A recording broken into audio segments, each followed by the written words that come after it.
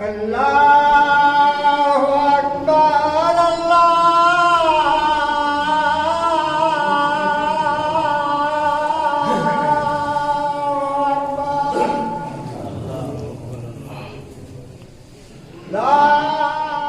محترم حاضرین جمعہ، اولا تمام طرح کی تعریف و توصیف اللہ وحدہ لا شریک کے لیے ہے، جو سارے جہان کا تنہا خالق و مالک و رازق ہے، جو اکیلا سارے جہان کا مدبر ہے، مصور ہے، رہبر ہے، رہنما ہے، پالنہار ہے، اور اللہ رب العالمین کا بے پایہ شکر و احسان اس اعتبار سے کہ اس نے ہمیں اشرف المخلوقات بنایا اور تمام ادیان و مذاہب پر غالب ہونے والا دین رحمت یعنی ہمیں اسلام عطا کیا، جیسا کہ اللہ رب العالمین کا یہ فرمان کہ ان الدین عند اللہ الاسلام، اللہ رب العالمین کے نزدیک سب سے پسندیدہ، معتبر اور بہتر اگر کوئی دین ہے تو دین اسلام ہے۔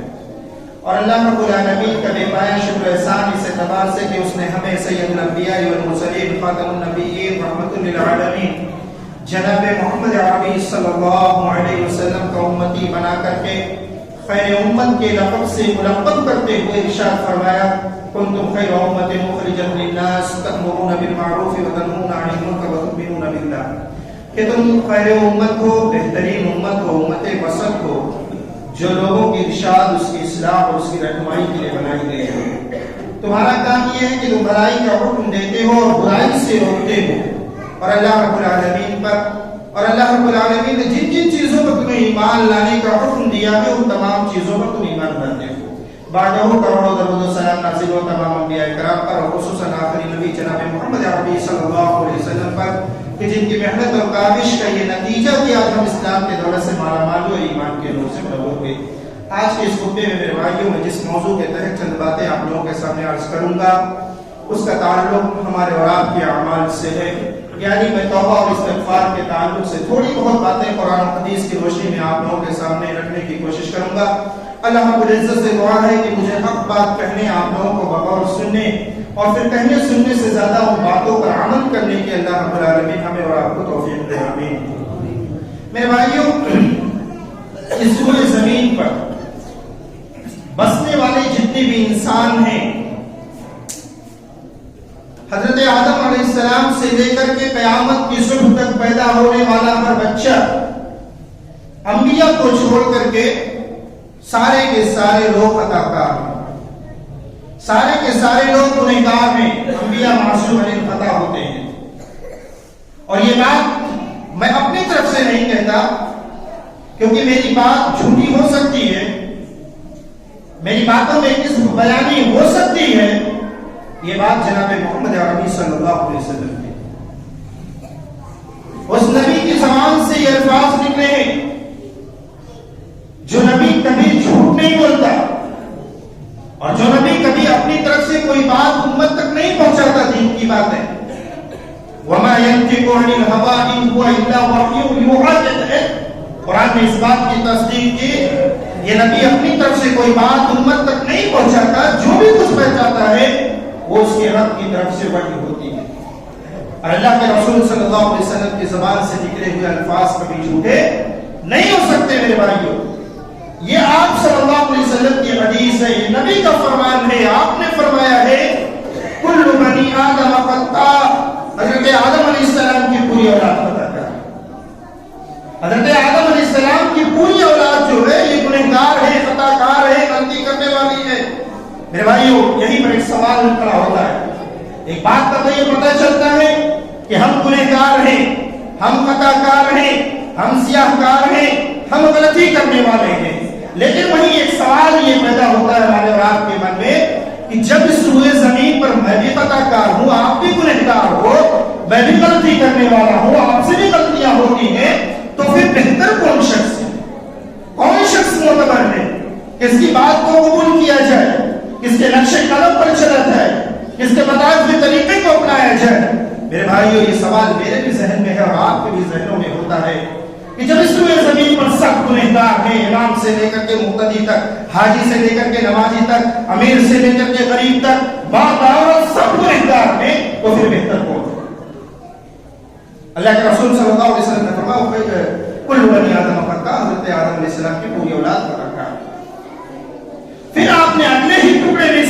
وضاحت کر دی. وَخَيْرُ الْخَطَّائِينَ التَّوَّابُونَ. ان خطا کاروں میں، ان گنہگاروں میں، ان غلطی کرنے والوں میں سب سے بہترین وہ لوگ ہیں جو اپنے گناہوں کی معافی مانگنے والے ہیں، جو توبہ کرنے والے ہیں، جو استغفار کرنے والے ہیں، جو مغفرت طلب کرنے والے ہیں. سب سے نزدیک اللہ رب العالمین کے معتبر وہ شخص ہیں جن سے کوئی غلطی ہوئی، چاہے وہ جانے میں ہو یا انجانے میں ہو، فوراً اللہ رب العالمین کا ڈر اور اس کا خوف ان کے دلوں میں بیٹھتا ہے اور وہ فوراً آ کر کے اللہ رب العالمین کے حضور سجدہ ریز ہو جاتے ہیں. رب کی بارگاہ میں آ کر کے اپنی غلطیوں پر نادم اور شرمندہ ہو کر کے رب کے بارگاہ میں سجدے میں سر رکھ کر کے اس بات کا اعتراف کرتے ہیں کہ اے میرے رب، تیرا گنہگار بندہ تیرے در پر آیا ہے، تیرے سوا کسی دوسرے کے در پر نہیں گیا ہے، کسی دوسرے کے در کا بھکاری نہیں ہے، صرف تیرے در کا بھکاری ہے. تجھ سے مدد مانگ رہا ہے، اپنے آپ کو گنہگار تصور کر رہا ہے، اس سے غلطی ہوئی ہے، اس سے گناہ ہوا ہے، اس سے ایک غلطی سرزد ہو گئی ہے، نادم ہے اپنے گناہوں پر، شرمندہ ہے، پچھتاوا ہے اپنے کیے پر، تیرے دربار میں آیا ہے. تجھ سے ناراضگی جو مول نے لی ہے اس نے، اسی کے پچھتاوے کے قاتل جو پچھتاوا اسے ہوا ہے، اسی کے قاتل تیرے دربار میں آیا ہے.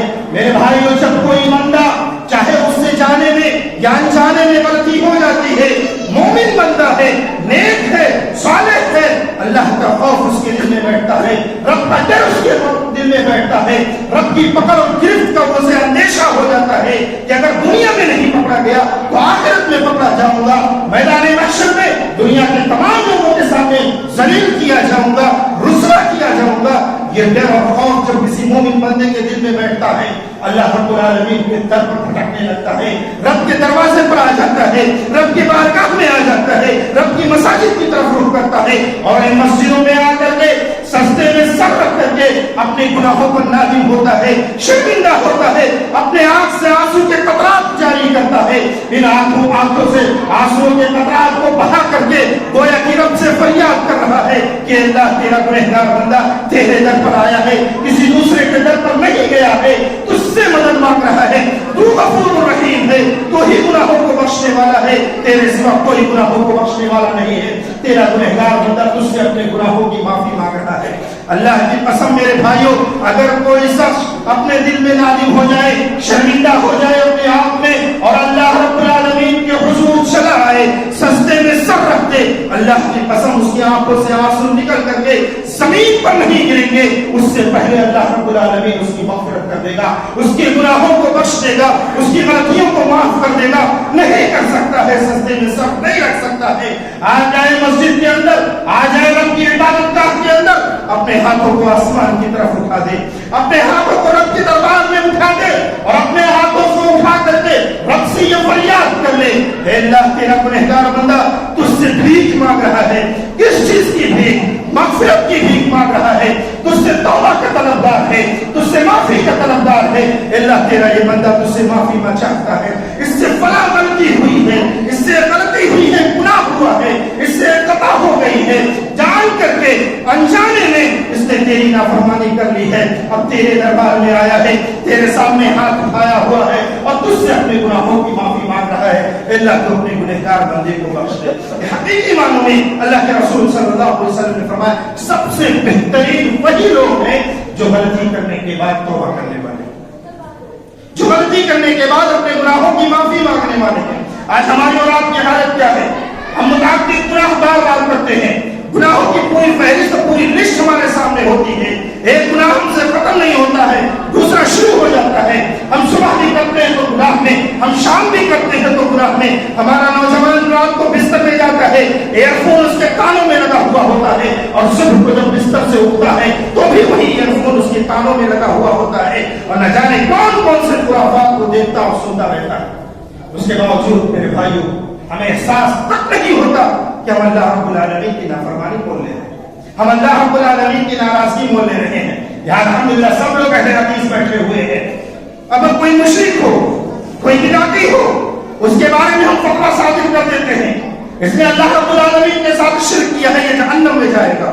قرآن بھی کہتا ہے، اللہ نے اس کی تعریف بھی کی ہے، ان اللہ لا یغفر ان یشرک بہ ویغفر ما دون ذلک لمن یشاء، کہ اللہ کے سوا دوسروں کے دروں کے ٹھوکروں کو کھا کھانے والے اگر توبہ نہیں کرتے ہیں ویسے ہی مر جاتے ہیں تو اللہ نے قسم ان کا ٹھکانہ ہمیشہ ہمیشہ کے لیے جہنم ہے. یہ رب تائید بھی کرتا ہے ہماری بات کی اور ہم اس کے بارے میں فتویٰ بھی دیتے ہیں مشرک جہنم میں ہے, مشرک ہمیشہ ہمیشہ جہنم میں چلے جائے گا.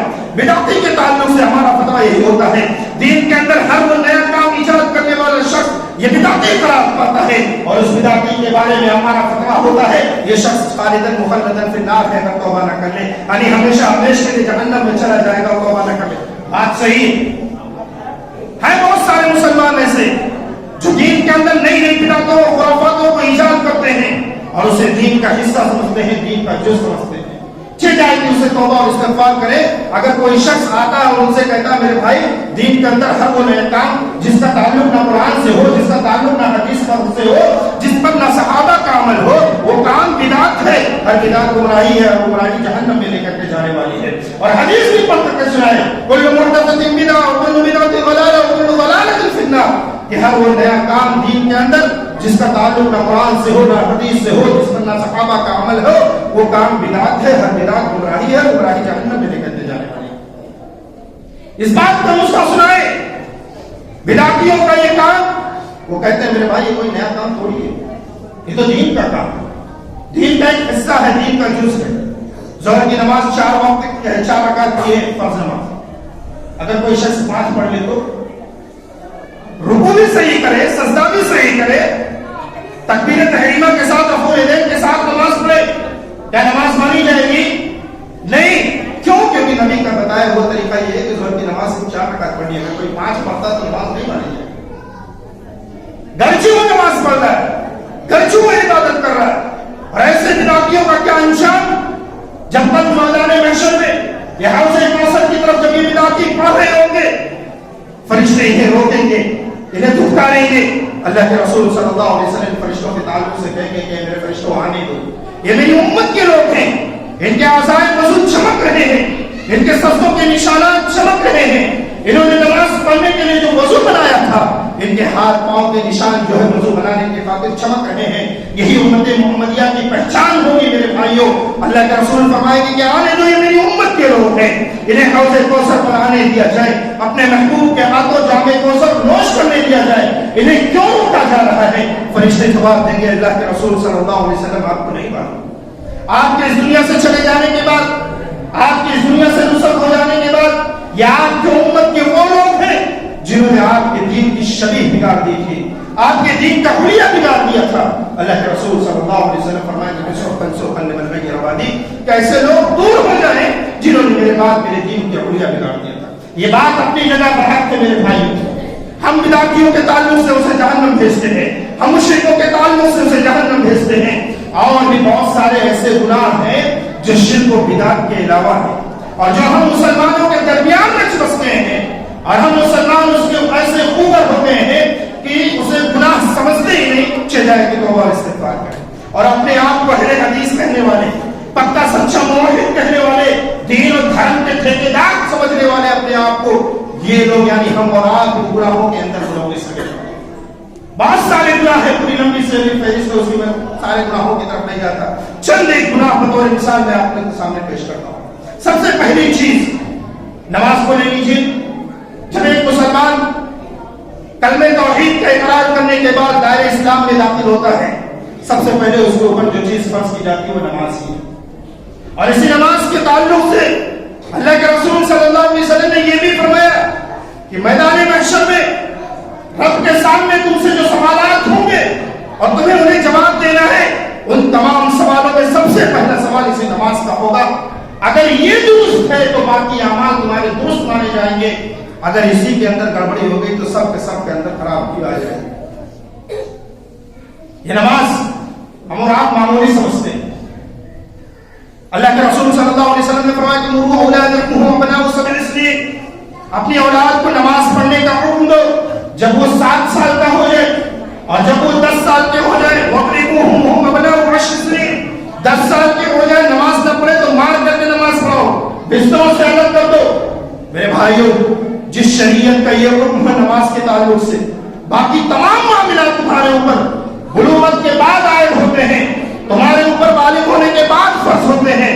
زکات جب آپ بالغ ہو جائے تب, حج جب آپ اس مرحلے میں پہنچ جائے تب، روزہ جب آپ اس مرحلے میں پہنچ جائے تب، لیکن نماز کا معاملہ ایسا ہے 7 سال کا بچہ ہے اسے بھی نماز پڑھنے کا نبی نے حکم دیا ہے.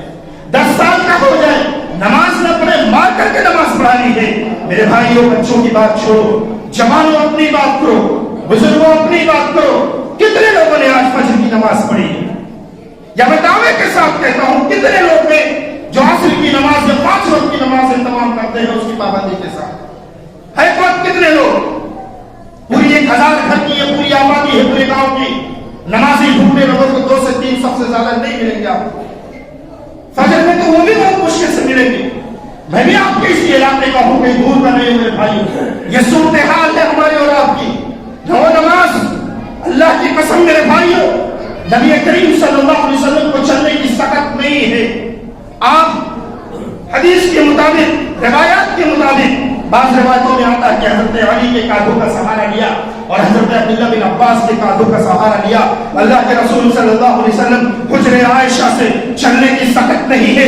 2 صحابی رسول کا کاندھا لے کر کے اللہ کے نبی مسجد نبوی میں آتے ہیں، ممبر رسول پر کھڑے ہو کر کے آپ کی زبان مبارک سے جو آخری کلمات ہے اس دنیا کے اندر جو نبی نے نکالا ہے وصیت کے طور پر، نصیحت کے طور پر اپنی امت کو، آپ نے فرمایا تھا الصلاۃ الصلاۃ وما ملکت ایمانکم.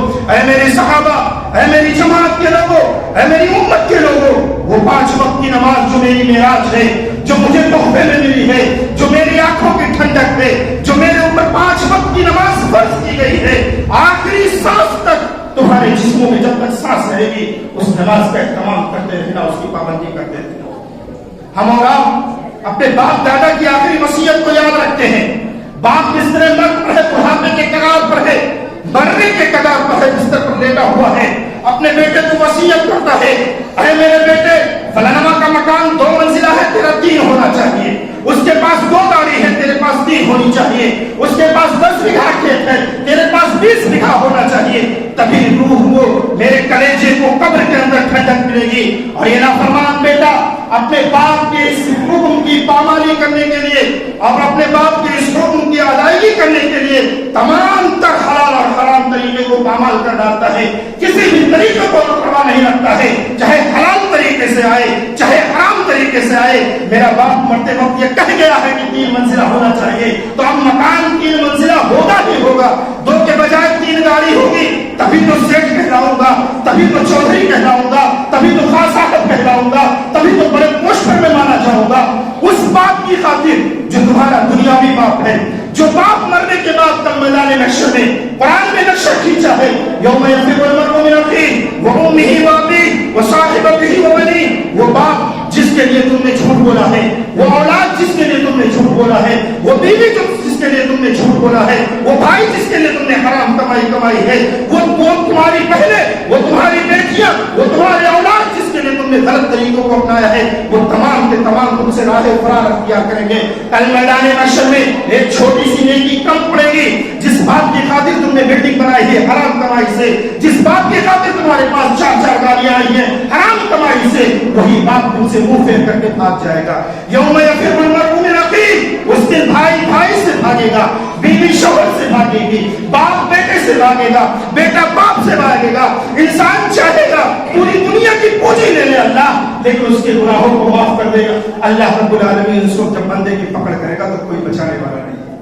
کس کی خاطر ہم نے جھوٹ بولا؟ اس باپ کی خاطر، اس اولاد کی خاطر، اس بیوی کی خاطر. جو دنیا میں میری نہ ہوئی تو آخرت میں کیا ہوگی؟ جو ہم اور آپ دیکھتے ہیں سماج کے اندر ہمارے معاشرے میں کیسی صورتحال ہے، ہم اور آپ بہتر جانتے ہیں، مجھے بتانے کا ضرورت نہیں ہے. اور یہ میرا موضوع بھی نہیں ہے میرے بھائیوں. وہ نبی جس کے بارے میں یہ فرمان ہے لا یؤمن احدکم حتی اکون احب الیہ من والدہ وولدہ والناس اجمعین. جس باپ کی خاطر تم نے جھوٹ بولا ہے نا، جس اولاد کی خاطر تم نے غلط طریقہ اپنایا ہے، جس باپ اور بیٹے کی خاطر تم نے حرام کمائی ہے، اسی اولاد کی اور اسی والدین کی خاطر نبی کریم صلی اللہ علیہ وسلم کا کیا فرمان بتاؤ؟ لا یؤمن احدکم حتی اکون احب الیہ من والدہ وولدہ والناس اجمعین. اے لوگوں سنو، کوئی شخص اس وقت تک کامل مومن ہو ہی نہیں سکتا. اللہ کے رسول فرماتے ہیں جب تک میں اس کے نزدیک اس کے باپ سے بھی زیادہ، اس کی اولاد سے بھی زیادہ اور دنیا کے تمام لوگوں سے زیادہ محبوب نہ بن جاؤں. اپنے دنیاوی باپ کی خاطر ہم جھوٹ بھی بولتے ہیں. چوریاں بھی کرتے ہیں، غلط طریقے بھی اپناتے ہیں، حلال اور حرام کی تمیز بھی نہیں کرتے. اور وہ نبی جس کے بارے میں یہ فرمان جو میں نے سنایا میرے بھائیو، اس نبی کی آخری وصیت جو کہ نماز ہے، اس کی کو بھول جاتا ہے. اس نبی کی آخری وصیت ہے، اور بغیر اس نبی پر کامل ایمان ہوئے ہم مکمل مومن ہو ہی نہیں سکتے. بغیر جب تک اس نبی سے ہم محبت سچی نہیں کریں گے، دلی طور پر نہیں کریں گے، تب تک ہم کامل مومن ہو ہی نہیں سکتے. دنیاوی بات کے خاطر اتنا تماشا، اور اللہ کے رسول صلی اللہ علیہ وسلم جو کل میدان محشر میں بھی ہمارے کام آنے ہیں، وہ نبی جس کے آنکھ سے آنسو اگر گرا ہے پوری دنیا کے اندر جب تک نبی زندہ تھے، اپنی امت کے خاطر روئے ہیں. اور یاد رکھو جب تک پوری امت کی بخشش نہیں ہو جائے گی، اللہ کے رسول صلی اللہ علیہ وسلم کا سر سجدے میں رہے گا، نبی کے آنکھ سے آنسو جاری رہے گا.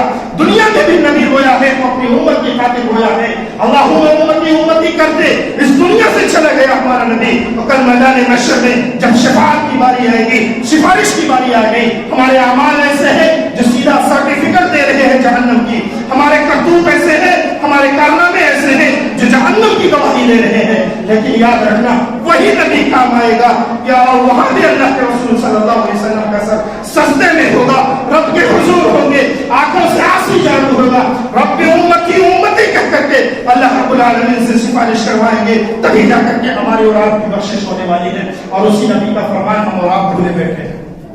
نماز میں ہم کوتاہی کرتے ہیں، امانت میں خیانت ہمارے یہاں ہوتی ہے، چوری سب سے زیادہ ہمارے یہاں، زناکاری میں ہم آگے، شراب نوشی میں ہمارا اڈا سب سے آگے ہے. کون سا ایسا گناہ ہے جو آج ہمارے درمیان موجود نہ ہو اور ہم مسلمان ان گناہوں کے ایسے خوگر ہوتے ہیں کہ اسے گناہ سمجھتے نیچے جائے گی تو وہ استغفار کرے. نبی کریم صلی اللہ علیہ وسلم کے دور میں اگر کسی سے کوئی بڑا گناہ سرزد ہوتا تھا تو جب تک وہ اپنے آپ کو اس کی سزا کے لیے پیش نہیں کر دیتا تو چین سے نہیں بیٹھتا تھا. میں ایک واقعے کی طرف اشارہ کرتا ہوں میرے بھائیوں. جو ہے نا قبیلے کی ایک عورت نبی کریم صلی اللہ علیہ وسلم کی خدمت میں حاضر ہوتی ہے اور یہ عورت زنا کی وجہ سے حاملہ ہو گئی تھی. ہماری ماں اور بہنیں بھی یہاں موجود ہیں، وہی غور سے سنیں. جو ہے نا قبیلے کی ایک عورت نبی کریم صلی اللہ علیہ وسلم کی خدمت میں حاضر ہوئی. یہ عورت زنا کی وجہ سے حاملہ ہو گئی تھی. اس نے عرض کیا اللہ کے رسول صلی اللہ علیہ وسلم، اللہ رب العالمین نے میرے لیے جو دائرہ بنایا تھا، میرے لیے جو باؤنڈری بنائی تھی، میرے لیے جو حق مقرر کیا تھا، میں نے اس کو کراس کر دیا، لہٰذا اس کی سزا جو ہے وہ مجھ پر نافذ کر دی جائے. یعنی زنا کی جو سزا ہے وہ مجھ پر نافذ کر دی جائے. اللہ کے رسول صلی اللہ علیہ وسلم نے اس کے سرپرست کو بلایا، کہا کہ احسنی الیہا فاذا وضعت فاعتدلوا، جاؤ اس کے ساتھ اچھا سلوک کرو اور جب یہ بچے کو جنم دے دے تب لے کر کے آنا میرے پاس. یہی میں اپنی بات کو روکتا ہوں میرے بھائیوں. آج ہمارے معاشرے میں بھی ہماری عورتوں سے غلط کام ہو جایا کرتے ہیں. اس طرح کی غلطیاں ہمارے یہاں خواتین میں بھی پائی جاتی ہیں. ہماری بہن بیٹیاں بھی غلط راستے پر چلی جاتی ہیں، بھٹک جاتی ہیں. ہماری غلطی ہے، پوری غلطی ہماری ہے. ہم قوم کے ذمہ دار ہیں، گھر کے ذمہ دار ہیں، سماج کے ذمہ دار ہیں. گھر کے باہر کی پوری ذمہ داری مرد کی ہوتی ہے. غلطی ہم نے کی ہے کہ اپنی گھر والی کو یا اپنی بہن بیٹیوں کو بازار کی زینت ہم نے بنایا ہے.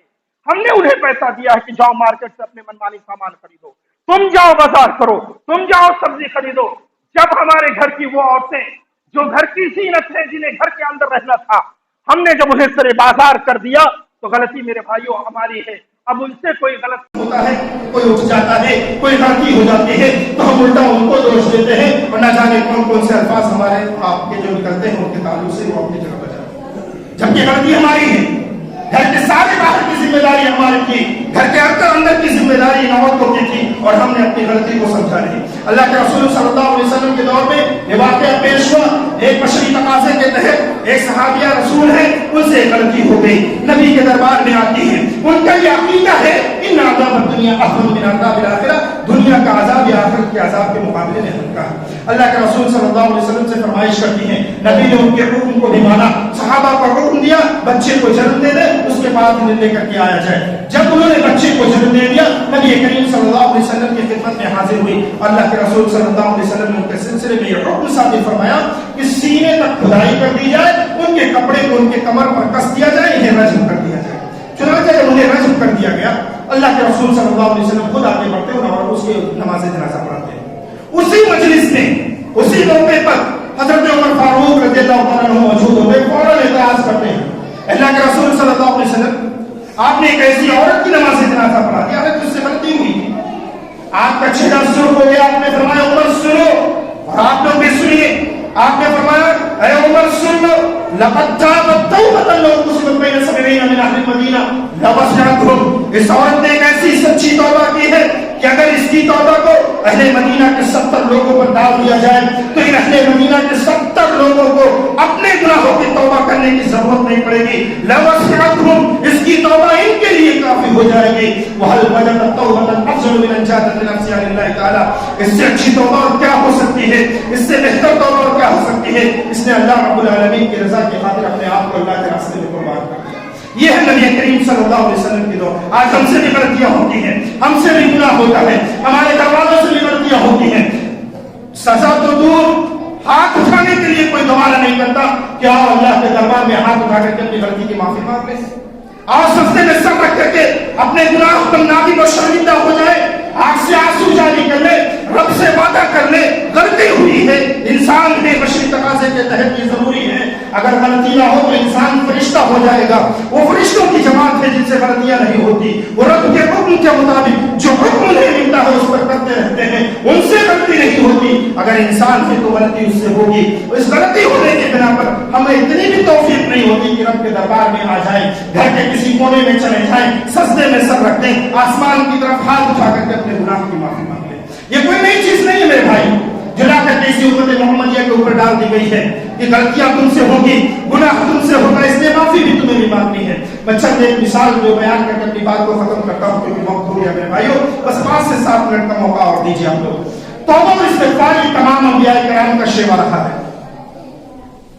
جتنے بھی انبیاء اس دنیا کے اندر مبعوث کیے گئے، حضرت آدم سے لے کر کے اللہ کے رسول تک، جتنے بھی انبیاء اس دنیا کے اندر آئے، جانے انجانے میں ان سے کوئی خطا ہوئی اسے انہوں نے گناہ سمجھا، کیونکہ میں نے بھی اس سے پہلے پڑھا کہ اب کہا کہ انبیاء معصوم علی خطا سے ان سے غلطیاں نہیں ہوتی، لیکن بشری تقاضے کے تحت کچھ ان سے ناچاکیاں ہوئی، کچھ نا اتفاقیاں ہوئی، کچھ غلط کام ہو گئے، اسے انہوں نے گناہ تصور کیا۔ آج ہم سے گناہ ہوتا ہے پھر بھی ہم گناہ تصور نہیں کرتے، آج ہم جان بوجھ کر کے گناہ کرتے ہیں پھر بھی گناہ تصور نہیں کرتے۔ ان سے کچھ غلطیاں ہوئی، انہوں نے اس کو بطور گناہ تصور کیا اور اللہ رب العالمین سے اس گناہوں کی توبہ کی ہے، معافی مانگی ہے۔ میں چند انبیاء کا تذکرہ بطور مثال پیش کرتا ہوں میرے بھائی۔ حضرت آدم علیہ السلام کو لے لیجیے، قرآن نے نقشہ کھینچا ہے، وَقُلْنَا يَا آدَمُ اسْكُنْ أَنْتَ وَزَوْجُكَ الْجَنَّةَ وَكُلَا مِنْهَا رَغَدًا حَيْثُ شِئْتُمَا وَلَا تَقْرَبَا هَٰذِهِ الشَّجَرَةَ فَتَكُونَا مِنَ الظَّالِمِينَ۔ ہم نے آدم سے کیا کہا کہ تم اور تمہاری بیوی دونوں جنت کے اندر ٹھہرے رہو، جہاں سے بھی چاہو کھاؤ پیو، لیکن یاد رکھنا اس درخت کے قریب مت جانا ورنہ تم ظالموں میں سے ہو جاؤ گے۔ لیکن جب شیطان کے بہکاوے میں آ کر کے حضرت آدم علیہ السلام نے اس درخت کے پھل کو چکھ لیا، اللہ رب العالمین نے حضرت آدم کی اسی بات پر گرفت کی، پکڑ کی، انہیں جنت سے نکال کر کے دنیا میں ڈال دیا۔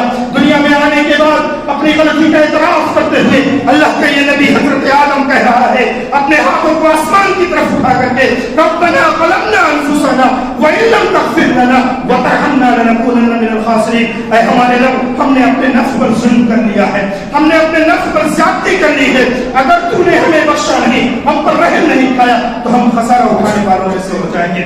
حضرت نوح علیہ السلام ان کا بیٹا ہے، طوفان نوح کا نقش آپ لوگوں نے واقعہ ذرا سنا ہوگا، نوح علیہ السلام کی کشتی کا واقعہ۔ ان کا بیٹا طوفان نوح میں، یعنی نوح علیہ السلام کا ایک بیٹا، حضرت اللہ رب العالمین کے حکم سے اس قوم کے اوپر جو عذاب آیا تھا، آسمان سے بھی بارش، زمین سے بھی بارش، اللہ نے حکم دیا تھا نوح کی کشتی بنا لو اور اپنے تمام امتیوں کو اس پر سوار کر لو، تمہارے ماننے والے جتنے لوگ ہیں اس پر سوار کر لو۔ اللہ رب العالمین کے حکم سے جب یہ وقت آ پہنچا، حضرت نوح علیہ السلام اپنے بیٹے سے کہتے ہیں ابھی بیٹا باپ کے اوپر ایمان نہیں لایا ہے، نافرمان بیٹا ہے، باپ پر ایمان نہیں لایا ہے، باپ ہے بیٹے سے کہتے ہیں ہماری بھی اولاد ہوتی ہے، کتنی بھی غلط کیوں نہ ہو، ہم اپنی اولاد کے لیے ہر جائز اور ناجائز، حلال اور حرام کی تمیز کیے ہوئے جو اس کی خواہش ہوتی ہے ہم اس کو پورا کرتے ہیں باپ ہونے کے ناطے۔ یہ ہمارا اور آپ کا ایک بشری تقاضے کے تحت ہمارا اور آپ کا وتیرہ بن چکا ہے، گرچہ ہم شریعت کی نگاہ میں وہ چیز غلط ہے، شریعت کی نگاہ میں وہ چیز حرام ہے، ہم اس کی پرواہ نہیں کرتے۔ ہماری ایک ہی اولاد ہے، ایک ہی بیٹا ہے، اس نے فرمائش کرنی ہے، باپ چاہے جہاں سے لے کر کے آؤ، اب باپ کو لانا ہے۔ باپ تھے، بیٹے کی محبت غالب آئی، بیٹے سے کہہ رہے ہیں میرے بیٹے آج میری کشتی میں سوار ہو جاؤ، لا عاصم، آج اللہ کے سوا کوئی بچانے والا نہیں ہے۔ نافرمان بیٹا ہے، باپ کو جواب دیتا ہے اے میرے باپ، مجھے تمہارے کشتی کی ضرورت نہیں ہے، میں فلاں پہاڑ کی چوٹی پر چڑھ جاؤں گا، وہ پہاڑ کی بلندی مجھے تمہارے رب کے پانی سے بچا لے گا۔ باپ تھے، تو آسمان سے بھی بارش ہونے والی ہے, زمین سے بھی پانی نکلنے والا ہے. آج میری کشتی میں سوار ہو جا. اسی کشتی پر سواری یہ حفاظت کی ضمانت ہوگی. اگر تو اس پر بیٹھ جائے گا, محفوظ ہو جائے گا, معمول ہو جائے گا, ورنہ تو بھی غرق ہو جائے گا. نافرمان بیٹا جب باپ کی بات نہیں مانا, باپ تھے وہ, اس کے اوپر سے اللہ کے نبی بھی تھے, حضرت نوح علیہ السلام اللہ سے فریاد کرنے لگے. کیا کہا قرآن نے نقشہ کھینچا ہے, وَنَادَى نُوحٌ رَبَّهُ فَقَالَ رَبِّ إِنَّ ابْنِي مِنْ أَهْلِي وَإِنَّ وَعْدَكَ الْحَقُّ وَأَنْتَ أَحْكَمُ الْحَاكِمِينَ. اے میرے رب, میرا بیٹا میرے گھر والوں میں سے ہے, میرے جگر کا ٹکڑا ہے, میرا کلیجہ ہے, میرا اپنا خون ہے, میرے گھر والوں میں سے ہے. مجھ پر ایمان نہیں لایا تو کیا ہوا؟ میں نوح تیرا نبی ہوں, تجھ سے فریاد کر رہا ہوں. آج میرا بیٹا ڈوبنے والا ہے, اے اللہ تو ہی بچانے والا ہے, میرے بیٹے کو بچا دے, تیرے سوا کوئی بچانے والا نہیں ہے. پتہ چلا میرے بھائیو, اللہ نے جواب کیا دیا حضرت نوح کو, یا نوح انہ لیس من اہلک انہ عمل غیر صالح لا تصلی ما لیس لک به علم انی اعظک ان تکون من الجاہلین. اے نوح تیرا بیٹا تیرے گھر والوں میں سے نہیں ہے. کیوں؟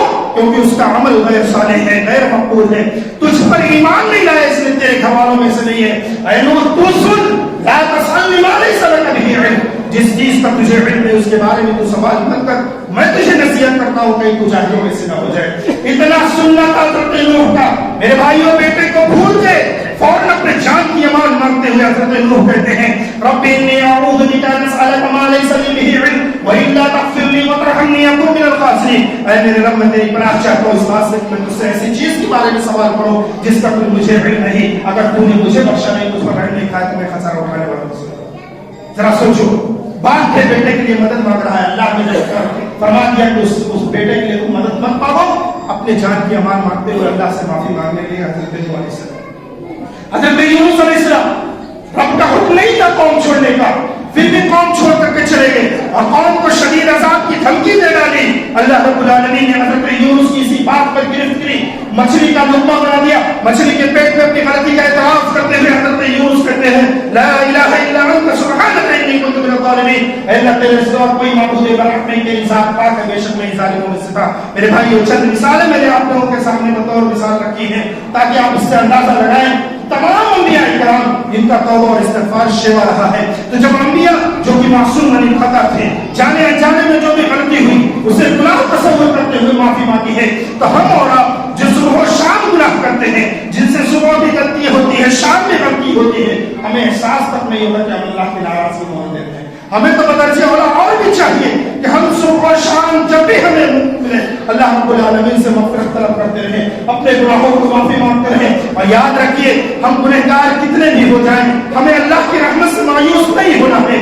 اللہ اپنے نبی کو حکم دیتے ہوئے کہتا ہے, اے نبی کہہ دو, قل یا عبادی الذین اسرفوا علی انفسہم لا تقنطوا من رحمت اللہ ان اللہ یغفر الذنوب جميعا انہ هو الغفور الرحیم. اے نبی کہہ دو میرے بندوں سے جنہوں نے گناہوں کا ارتکاب کر کے اپنے نفس پر ظلم کر دیا ہے, ان سے کہو کہ میری رحمت سے مایوس نہ ہو, میں ان کے تمام گناہوں کو بخش دوں گا, میں کوئی پرواہ نہیں کروں گا, اس لیے کہ میری صفت ہے بخشنا اور رحم کرنا. ایک حدیث قدسی میں آتا ہے, اللہ رب العالمین آواز لگا کر کے کہتا ہے, یا ابن آدم انک ما دعوتنی ورجوتنی غفرت لک علی ما کان فیک ولا ابالی.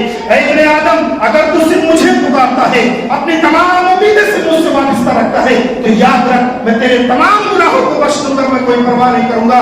یا ابن آدم لو بلغت ذنوبک عنان السماء, اگر تیرے گناہ آسمان کی چوٹیوں تک پہنچ جائیں, آسمان کی بلندیوں تک پہنچ جائیں, ثم استغفرتنی, پھر تو مجھ سے مغفرت طلب کرے, غفرت لک ولا ابالی, میں تیرے تمام گناہوں کو بخش دوں گا, میں کوئی پرواہ نہیں کروں گا.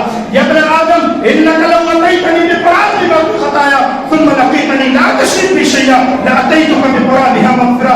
اے ابن آدم, اگر تو زمین بھر کر کے میرے پاس گناہ لے کر کے چلے آئے, پھر تیری ملاقات مجھ سے اس حالت میں ہو کہ تو نے میرے ساتھ کسی کو شریک نہیں ٹھہرایا ہے, لاتیتک بقرابها مغفرہ, تو جتنی تو گناہ لے کر کے آیا رہے گا میں اتنی مغفرت تجھے عطا کر دوں گا. ایک حدیث میں اللہ کے رسول صلی اللہ علیہ وسلم نے فرمایا, اللہ دن کے اجالے میں اپنے ہاتھ کو پھیلاتا ہے, رات کی تاریکی میں گناہ کرنے والا بندہ اس سے توبہ کر لے, رات کی تنہائی میں پھیلاتا ہے, دن کے اجالے میں گناہ کرنے والا بندہ توبہ کر لے, حتی تطلع الشمس من مغربها, یہاں تک کہ یہ سورج مشرق کے بجائے مغرب سے نکل جائے. اسی آخری ٹکڑے کی وضاحت کر کے میں اپنی بات کو ختم کرتا ہوں. حتی تطلع الشمس من مغربها, ابھی یہ سورج مشرق سے نکلتا ہے, مغرب میں ڈوبتا ہے, رب کی اجازت سے پھر मशरिक से निकल करके मगरिब में डूबता है। एक दिन ऐसा आएगा सूरज निकलेगा तो मशरिक से, डूबेगा तो मगरिब में, लेकिन जब रब से इजाजत मांगेगा, अल्लाह बता दे मुझे कहां से निकलना है, अल्लाह फरमाएगा ए सूरज आज तू जहां से डूबा है वहां से निकल। अल्लाह की कसम मेरे भाइयों, जिस दिन ये सूरज मशरिक के बजाय मगरिब से निकल गया, कराही की इस मस्जिद में नहीं, खाने काबा में चले जाना, एड़ियां रगड़ रगड़ करके मर जाओगे, अल्लाह तुम्हारी तौबा कबूल करने वाला नहीं है। पता ये चला जब तक सूरज मशरिक से निकल रहा है, मगरिब में डूब रहा है, तब तक हमारे पास चांस है, तब तक हमारे पास वक्त है। अगर इस दरमियान हम तौबा करते हैं तो अल्लाह हमारी तौबा कबूल कर लेगा। और एक दूसरा वक्त है दरगरा, इन्नल्लाह यक़बल तौबतल अब्द मा लम युग़र्रिर। अल्लाह रब्बुल आलमीन अपने बंदे की तौबा को उस वक्त तक कबूल करता रहता है जब तक गरगरा न तारीफ हो जाए। गरगरा कहते हैं रूह का जिस्म से निकल करके हलक में अटक जाना, झांकुली के आलम में जाना जिसको कहते हैं, जिसके बारे में ये कहना शुरू कर देते हैं अब इसकी उल्टी गिनती शुरू। ऐसे मौके पर बंदा जो है एकदम तौबा करना भी चाहे तो वो तौबा नहीं कर सकता, उसकी तौबा कबूल नहीं होगी, रद्द कर दी जाएगी। दलील के तौर पर फिरौन की लाश हमारे और आपके लिए मिस्र के अजायब खाने में इबरत के तौर पर मौजूद है। अना रब्बुकुम अला का दावा करने वाला फिरौन भी जब मामूली से दरिया में डूबने लगा, गर्क होने लगा, वो भी पुकार उठा आमनतु बिरब्बि मूसा व हारून, क्या मैं मूसा और हारून के रब पर ईमान लाता हूं। अल्लाह ने उसकी तौबा को रद्द करते हुए फरमाया था अल-आन वक़द असैता क़ब्ल व कुन्त मिनल मुफ़्सिदीन, अब तौबा कर रहा है, अब फसाद डाले, हालांकि इससे पहले वो फसाद बर्पा करने वालों में से था। अल्लाह रब्बुल आलमीन ने उसकी तौबा को रद्द कर दिया। पता ये चला इन दो औकात के आने से पहले अगर हम और आप तौबा करते हैं तो अल्लाह हमारी तौबा को जरूर कबूल कर लेगा। और याद किया रखें मेरे भाइयों कि हम सब गुनहगार हैं, सबसे गलतियां होती हैं, इसलिए हमें और आपको अल्लाह रब्बुल आलमीन से अपने गुनाहों की माफी मांगते रहना चाहिए। अल्लाह रब्बुल इज्जत से दुआ है कि अल्लाह तो गफूर रहीम है, हम गुनहगार हैं लेकिन तेरी रहमत से मायूस नहीं है। अल्लाह तो हमारे गुनाहों को बख्श दे। आमीन। और खुदा अल्हम्दुलिल्लाह रब्बिल आलमीन।